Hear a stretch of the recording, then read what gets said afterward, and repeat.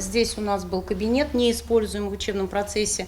Мы снесли стену, и вот здесь у нас появится барная стойка со стульями. Увеличить количество мест и улучшить качество питания призван капитальный ремонт столовых. К новому учебному году их обновили в 43 школах Казани. Одна из них 130-е здание блока начальных классов 88-го года постройки. За счет дополнительного нового оборудования здесь удвоили объем готовых блюд, которые можно поддерживать в нужной температуре. Под контейнерами постоянно работающая плита. Один лишь этот мармит вмещает до 6 видов горячих блюд, включая кастрюлю супа, а это обед для 60 детей. Меню заготовочного типа, то есть мы полностью готовим из тех продуктов, которые поставляет нам департамент социального питания. Меню очень разнообразное, включает в себя каши, включает первые блюда, которые дети с удовольствием, выпечку включают, компоты, конечно же, и салаты. Продолжит работу и система родительского контроля питания. В 130-й школе параллельно строят универсальную площадку для физкультуры. В 16 школах столицы обновили спортзалы. За парты 1 сентября сядут рекордные 160 тысяч детей. Это на 11 тысяч больше, чем год назад. Их встретят и 2 новые школы в Салават-Купере и Арт-Сити.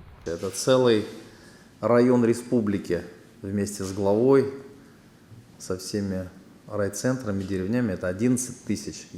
Одновременно мы такое увеличение получаем.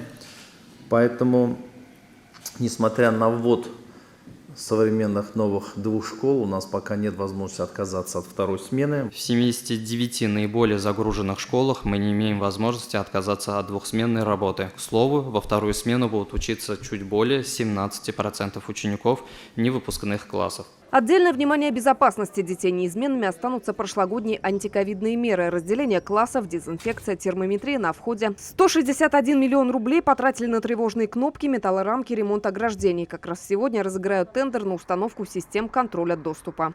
Лина Зинатульна, Ильшат Мухаметов, ТНВ, Казань. Закажи рекламу на ТНВ. Телефон в Казани 5 705 100.